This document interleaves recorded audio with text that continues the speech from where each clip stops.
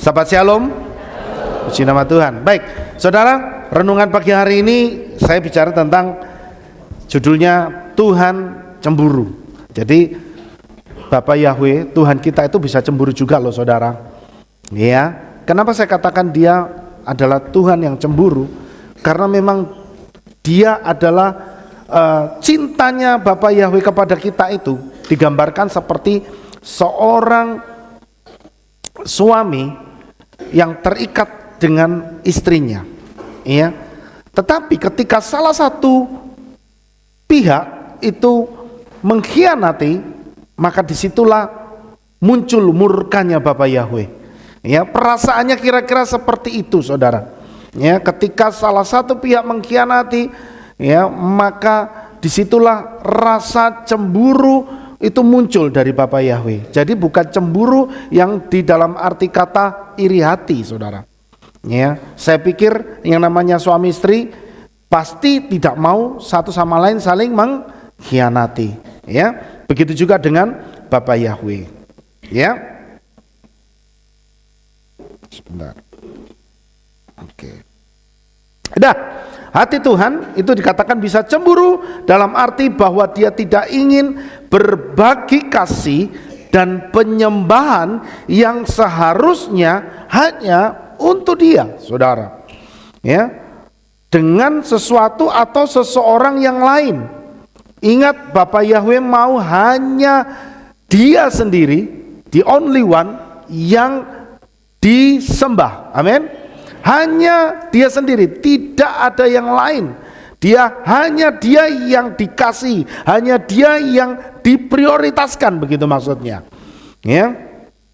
Keluaran 20 ayat 5 mengatakan, jangan bersujud kepada mereka dan jangan melayani mereka, karena akulah Yahweh Elohimu, Elohim yang cemburu, yang memperhitungkan kesalahan bapak kepada anak-anak, kepada generasi yang ketiga dan kepada yang keempat, kepada mereka yang membenci aku.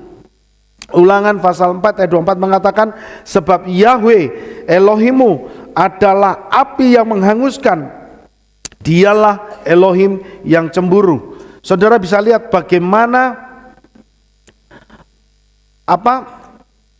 cintanya Tuhan atau rasa cemburunya Tuhan itu kalau kita berkhianat kepada dia, saudara.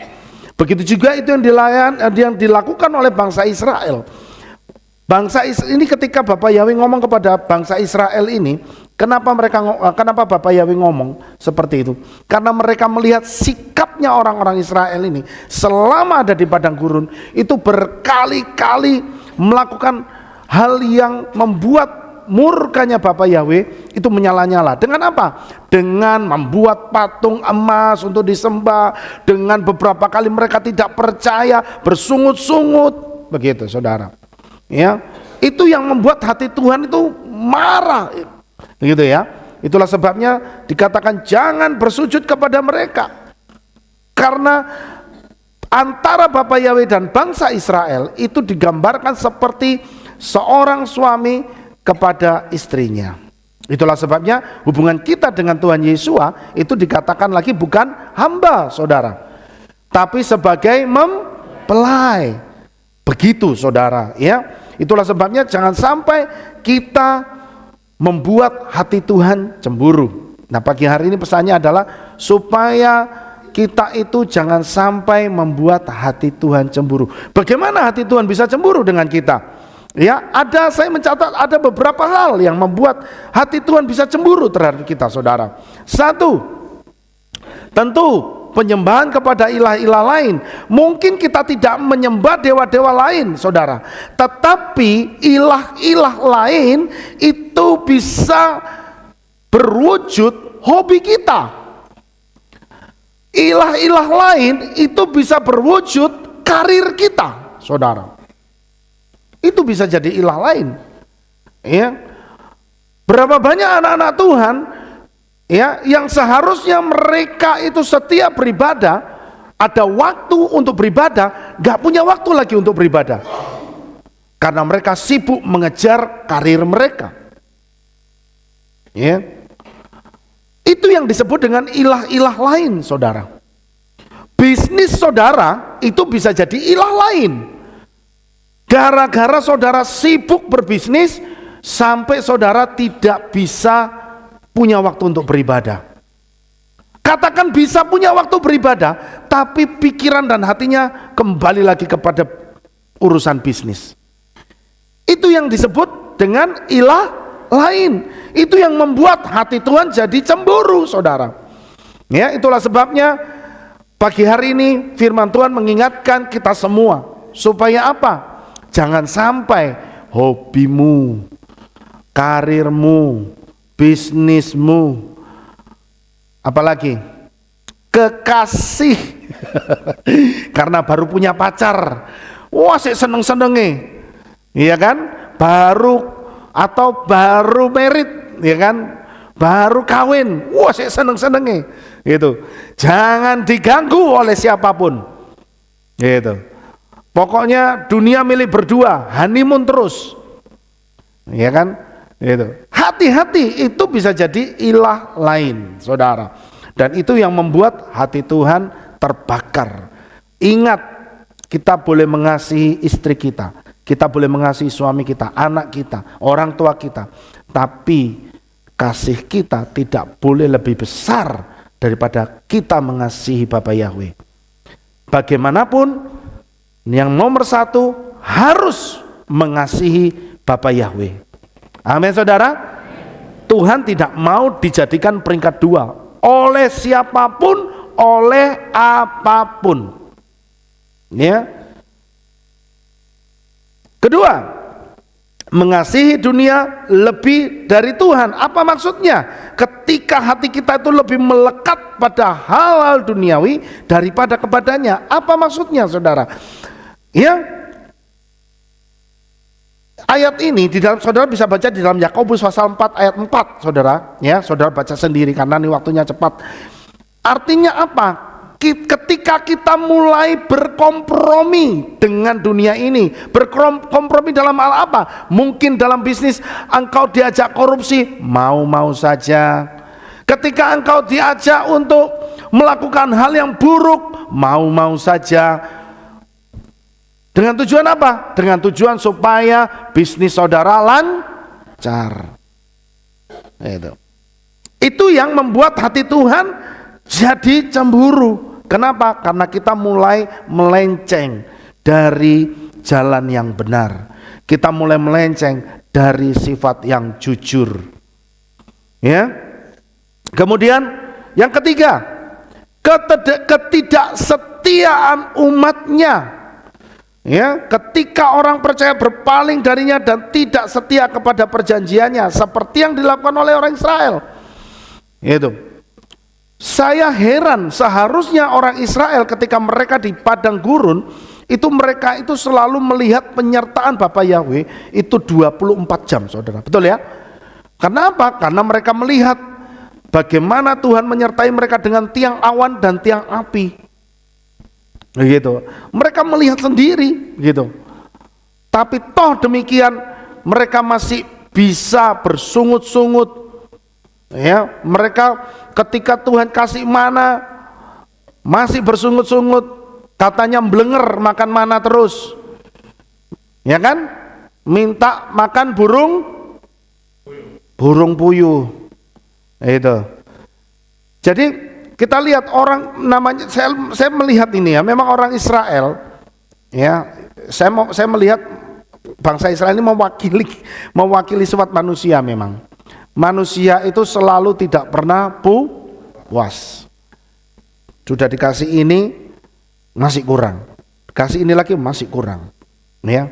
Itu ciri-ciri orang yang tidak setia. Orang yang tidak setia itu tidak pernah bersyukur. Orang yang tidak setia itu tidak pernah puas. Ya. Ayo, pagi hari ini Tuhan mengingatkan kita kembali supaya kita jadi orang yang setia. Amin, saudara. Tuhan mau supaya jangan ada oknum lain yang mempengaruhi hati dan pikiran kita. Apapun itu, di luar sana akan ada banyak ketakutan-ketakutan yang mengancam kita. saudara. Tapi saya katakan, jangan takut, percaya saja, setia kepada Bapa Yahweh. Kalau Bapa Yahweh pasti bisa melindungi dan menolong saudara. Amin, saudara. Ya. Tapi kalau hati kita mulai melenceng, ya mulai kompromi dengan dunia ini, ya sudah, Tuhan bisa lepaskan saudara. Ya. Kemudian mencari pertolongan di luar Tuhan. Artinya apa? Tuhan mau supaya, Bapa Yahweh mau supaya dialah yang menjadi satu-satunya andalan pertolongan kita. Amin. Ya, saudara boleh punya harta yang banyak, saudara boleh punya kenalan atau relasi yang banyak, tapi saya katakan, ketika hati kita mulai mengandalkan atau hati kita mulai bersandar kepada itu semua, maka sebenarnya kita sedang melepaskan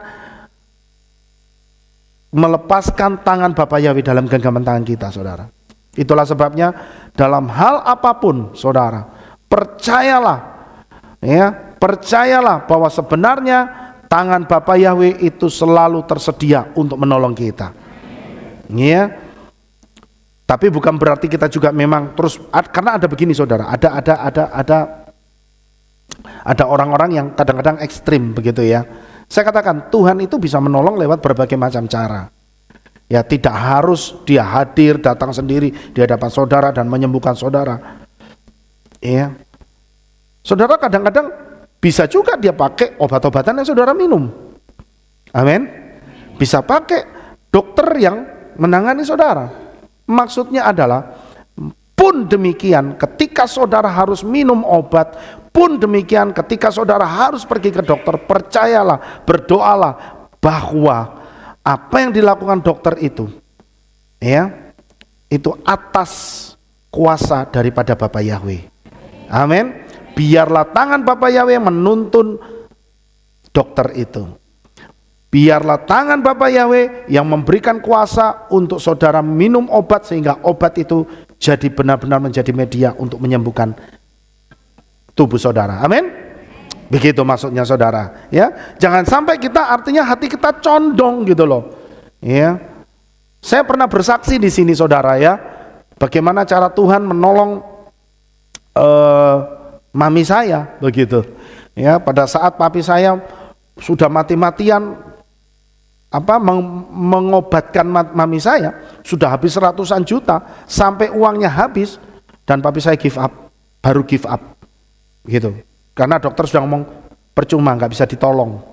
Tapi ketika kita give up, ya kita angkat tangan, saya bilang, Bapak Yahweh, ya, saat ini benar-benar kita nggak punya kekuatan, duitnya udah habis, saudara, bahkan untuk besok bayar rumah sakit sudah nggak punya. Tapi di saat itulah benar-benar tangan Bapak Yahweh itu bekerja. Di saat itulah, ya, penyakit mami saya itu diangkat, saudara. Sampai dokter sampai gumun-gumun kan begitu. Kok bisa ya? Apakah obatnya diminum dengan teratur? Gitu. Cancer yang sudah stadium 3. Begitu. Jadi saudara, ketika kita benar-benar mengandalkan kekuatan Bapa Yahweh, kita mengangkat tangan kita, maka di saat itulah Tuhan turun tangan untuk menolong kita. Ya. Jadi Tuhan rindu agar umatnya mengasihinya dengan segenap hati. Segenap hati, saudara, bukan dengan separuh hati. Ya, dan setia kepadanya, karena hanya di dalam Dia ada kehidupan yang sejati, saudara. Nah, kalau Tuhan sudah cemburu, ya, itu ada akibatnya. Apa akibat Tuhan cemburu? 1, hilangnya perlindungan dan berkat Tuhan. Ya, ketika umat Tuhan berbalik kepada berhala, umat Bapa Yahweh itu berbalik kepada berhala atau lebih mencintai dunia daripada Dia, itu Bapa Yahweh dapat menarik perlindungannya sehingga mereka bisa mengalami kesulitan dan penderitaan. Hati-hati, saudara. Ya. Kita ini di luar sana itu banyak sekali oknum-oknum yang ingin supaya hidup kita itu jatuh, saudara. Itulah sebabnya kita tidak pernah bisa berjalan sendiri. Kita perlu perlindungan Bapa Yahweh. Amin. Jangan pernah tinggalkan Dia. Ya. Contohnya apa? Bangsa Israel itu sering mengalami kekalahan dan pembuangan karena mereka berpaling dari Bapa Yahweh. Hakim-Hakim 2 ayat 11 ayat 15 itu bercerita tentang ketika bangsa Israel sudah masuk ke tanah Kanaan dan mereka sudah mendapatkan tanah yang dijanjikan oleh Bapa Yahweh. Pesan Tuhan adalah jangan sampai kamu berkompromi dengan penduduk setempat. Kamu harus hancurkan ilah-ilah mereka. Tapi mereka tidak melakukan, saudara. Mereka sudah nyaman. Ya, memang selama Yosua masih hidup mereka tidak berpaling dari Bapa Yahweh. Tapi setelah Yosua mati, mereka mulai kawin campur, saudara. Mereka mulai kawin dengan orang-orang yang tidak percaya kepada Bapa Yahweh. Artinya orang-orang yang di luar bangsa Israel. Dan apa akibatnya? Ya, Tuhan marah sama mereka. Malaikat Tuhan berkata kepada mereka, mulai saat ini kamu akan jatuh ke dalam tangan bangsa-bangsa. Ya. Dan mereka akan jadi jerat bagi engkau. Dan itu yang terjadi. Ya, setelah itu mereka benar-benar mengalami penjajahan, saudara. Ya, harusnya ketika mereka masuk di tanah Kanaan, mereka benar-benar freedom, mereka benar-benar merdeka. Tapi karena mereka tidak setia. Begitu juga dengan kehidupan kita. Kadangkala Tuhan bisa izinkan sesuatu yang tidak baik terjadi dalam hidup kita. Itu untuk kita koreksi hidup kita. Apakah selama ini kita masih setia atau tidak kepada Dia? Ya, saudara, saya katakan hidup ini memang bukan semakin mudah, semakin sulit iya. Tapi saya katakan, selama engkau mengandalkan Bapa Yahweh, kemenangan pasti jadi milik saudara. Amin. Ya. Sebab itu jangan tinggalkan Dia, jangan sampai mendua hati, saudara. Ya. Karena hanya orang yang setia yang akan mendapatkan mahkota, saudara. Hukuman dan penghakiman Tuhan. Ya. Bapa Yahweh adalah Tuhan yang adil. Jika umatnya terus-menerus tidak setia, Dia akan mendisiplinkan mereka agar mereka bertobat. Jadi saudara, Tuhan itu juga mau supaya kita itu ngerti, begitu loh. Supaya hidup kita itu tidak celelean. Apa itu celelean? SKPD. Apa itu SKPD? Sakar PDW. Ya. Kalau hidupmu nggak benar, ya pasti Tuhan izinkan malapetaka terjadi. Supaya kita sadar. Gitu. Justru kalau kita itu jadi orang yang percaya kepada Bapa Yahweh, tunjukkan bahwa hidup kita ini adalah hidup yang benar. Amin. Jangan jadi serupa dengan dunia ini. Jangan kompromi, jangan punya kehidupan yang ya sama dengan mereka. Gitu. Ya, tunjukkan bahwa kita punya identitas yang berbeda. Amin, saudara. Kalau mereka di luaran sana itu suka gosip, suka jelekin orang lain, jangan ikut-ikutan gaya hidup kayak mereka. Saudara harus punya atau tunjukkan sesuatu yang berbeda. Kalau mereka masih suka ngomong porno, ngomong yang jorok, saudara jangan ikut-ikutan seperti mereka. Itu. Amin. Ya, tunjukkan bahwa saudara adalah orang yang berbeda dengan mereka. Itu. Ya, itu maksudnya. Jadi saudara, kalau kita tidak benar hidupnya, kalau kita masih kompromi dengan mereka, jangan salahkan Tuhan, malapetaka bisa terjadi. Ya, gitu saudara. Untuk apa? Untuk disiplin kita, gitu. Supaya hidup kita ini tidak sembarangan, gitu. Supaya hidup kita itu semakin ditoto. Ya. Yang ketiga,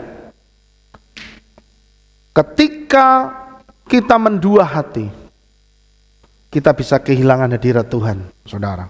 Artinya apa? Kehilangan damai sejahtera Tuhan yang mengakibatkan apa? Kekhawatiran melanda hidup kita. Kemarahan yang tidak jelas. saya kasih tahu, kalau saudara setiap hari isinya sering diisi kekhawatiran, sering diisi oleh marah-marah, hati-hati. Jangan-jangan hadirat Tuhan sudah menjauh dari hidup saudara. Ya, itulah sebabnya saudara, setiap hari kita mulai hari kita dengan yang namanya doa. Minta supaya damai sejahtera Tuhan, hadirat Tuhan itu terus melingkupi kita. Amin saudara. Sebab kalau hari-hari kita itu diisi dengan ngamuk-ngamuk, khawatir, takut, itu kan sesuatu yang negatif. Saudara sedang memproduksi hal-hal yang negatif. Kalau saudara sedang memproduksi energi yang negatif, bagaimana berkat itu bisa mendekat? Ya, bagaimana pertolongan Tuhan bisa mendekat? Karena saudara sendiri yang menolak, saudara sendiri yang menutupi dengan energi yang negatif, saudara. Ya, itulah sebabnya pagi hari ini, ya, saya mengingatkan kembali, ya, di hari Sabat ini, supaya kita isi dengan hati yang penuh sukacita. Amin. Dengan hati yang penuh rasa syukur. Ya. Nikmati hari Sabat ini, melangkah bersama dengan Bapa Yahweh. Ya, percayalah saudara. Ya. Ketika engkau memposisikan Bapa Yahweh menjadi yang nomor satu, hidup kita itu pasti dipenuhi dengan kemenangan, saudara. Ya. Jadi saudara, jangan sampai hadirat Tuhan hilang. Bahaya. Kalau hadirat Tuhan hilang, berarti damai sejahtera hilang. Damai sejahtera hilang, berarti yang ada adalah tinggal sesuatu yang buruk, sesuatu yang jelek-jelek. Yaitu tadi yang saya katakan, kekhawatiran, damai sejahtera, marah-marah, ketakutan. Akhirnya mengarah yang buruk-buruk itu. Omongannya jadi yang buruk, begitu saudara ya. Jadi saudara, jangan sampai kita kehilangan hadirat Tuhan. Amin. Ya. Nah, saudara tahu enggak, kalau Tuhan sampai izinkan, ya, malapetaka, kegagalan terjadi dalam hidup kita, itu sebenarnya bukan untuk supaya kita itu jatuh dan terpuruk, bukan. Tapi supaya Tuhan mau kita itu sadar, supaya ada pertobatan dan pemulihan, ya. Jadi kecemburuan Tuhan itu bukan untuk menghancurkan, tapi untuk membawa umatnya kembali. Tuhan kepingin supaya mempelainya itu kembali, ya kan? Kalau saudara punya suami atau punya istri, ya, dia berlaku serong terhadap orang lain, apa saudara biarkan? Tentu tidak. Saudara harus rebut kembali dong. Apa? Oh, peneran, golek maneh? Kan nggak mungkin, ya kan? Kecuali memang orang itu sudah punya, sudah punya stok gitu, sudah punya niat memang kan gitu. Begitu pasangannya ini, wah peneran gitu kan. Tapi kalau tidak kan bukan seperti itu. Pasti dia harus rebut kembali. Sama seperti hatinya Bapa Yahweh. Ya, kalau hati kita mulai serong, ya, hati kita mulai condong ke hal-hal yang lain, ke hobi saudara yang lebih saudara suka, gara-gara saudara mungkin suka berburu nih, bela-belain berburu, harusnya bisa ibadah, nggak bisa ikut ibadah gara-gara apa? Nembake kadoan gitu ya. Jadi saudara, saya ingatkan sekali lagi, jangan sampai hati kita condong kepada hal-hal selain kepada Bapa Yahweh. Amin. Kita kan mau toh hidup kita ini sampai di garis akhir, hidup kita dipenuhi dengan sukacita, perlindungan, damai sejahtera, berkat yang melimpah, kebahagiaan. Amin. Ya. Sebab itu saudara, pagi hari ini saya mengingatkan kembali, biarlah firman Tuhan yang sederhana ini saudara, ayo kita mau supaya kita jaga hati kita tetap setia, jangan sampai kita condong kepada hal-hal yang lain. Karena memang dunia ini semakin menawarkan hal-hal yang menarik, tapi saya katakan jangan pernah kita condong hati kita. Amin saudara, setialah kepada Bapa Yahweh sampai akhir. Bapa Yahweh memberkati saudara sekalian. Amin buat firman Tuhan. Mari sama-sama kita berdoa saudara. Terima kasih Bapa Yahweh, pagi hari ini biarlah renungan yang singkat ini Tuhan mengingatkan kami kembali supaya langkah hidup kami itu tetap seiring kepada rencana dan kehendak-Mu Bapa. Kami mau Tuhan biarlah Engkau satu-satunya yang memimpin hidup kami, karena kami percaya Tuhan hidup kami ada di dalam jaminan keselamatan-Mu. Terima kasih Bapa Yahweh, berkati seluruh jemaat-Mu di tempat ini Bapa. Di dalam nama Adonai Yeshua HaMashiach kami mengucap syukur dan berdoa, sama-sama kita berkata amin. Baik saudara, kita akan dengan pengumuman. Shalom, Shalom. Berjumpa kembali dalam Aleph Tau Update News. Berikut kami sampaikan pengumuman minggu ini. Halo adik-adik hebat, sudah siap menunjukkan bakat luar biasamu untuk memuliakan nama Bapa Yahweh? Inilah saatnya kalian bersinar di talent show divisi ibadah anak Keilat Aleph Tau Magelang yang diadakan pada hari Jumat 6 Juni 2025 pukul 9 pagi di Keilat Aleph Tau Magelang dengan tema Generation of Light. Acara ini terbuka untuk semua anak-anak di Keilat Aleph Tau Magelang dan seluruh Keilat Pengagung Yahweh wilayah Jawa Tengah dan Yogyakarta. Setiap Keilat diharapkan mengirimkan satu grup perwakilan beranggotakan 2-10 anak usia 2-15 tahun untuk menampilkan talentanya dalam pilihan kategori modern dance, musik, dan bernyanyi menggunakan tema yang telah ditentukan dengan durasi maksimal 7 menit. Jangan sampai ketinggalan ya, karena pendaftaran sudah dibuka dan akan ditutup pada tanggal 15 Maret 2025. Akan ada hadiah menarik berupa uang tunai, trofi, dan piagam penghargaan yang sudah menanti para pemenang. Informasi lebih lanjut dapat menghubungi panitia di nomor berikut ini. Dalam rangka menyambut perayaan Purim, akan diadakan aksi sosial donor darah pada hari Minggu 9 Maret 2025 pukul 9 pagi di Keilat. Hadirilah perayaan Purim yang akan diadakan pada hari Kamis 13 Maret 2025 pukul 6 sore dengan tema Tahun Kebebasan. Ibadah Rabu digabung Kamis. Bagi kamu yang berjiwa muda, yuk datang dalam ibadah youth yang diadakan setiap hari Sabtu pukul 5:30 sore di Keilat. Mari bersama-sama memuji dan memuliakan Bapa Yahweh dengan penuh semangat. Demikian pengumuman minggu ini. Sampai jumpa di Aleph Tau Update News selanjutnya. Bapa Yahweh memberkati.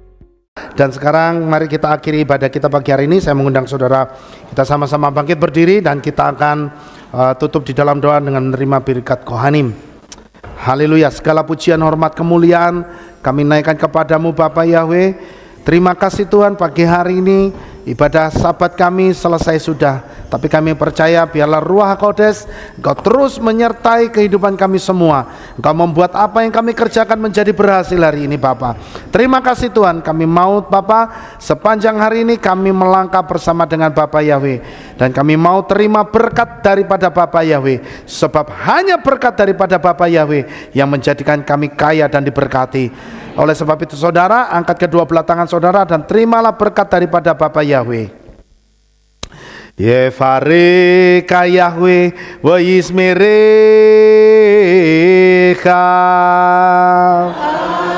Amin.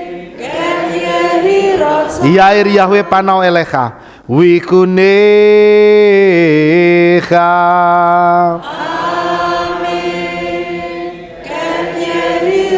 Isa Yahweh panau elecha wa yashem lecha shalom. Amen.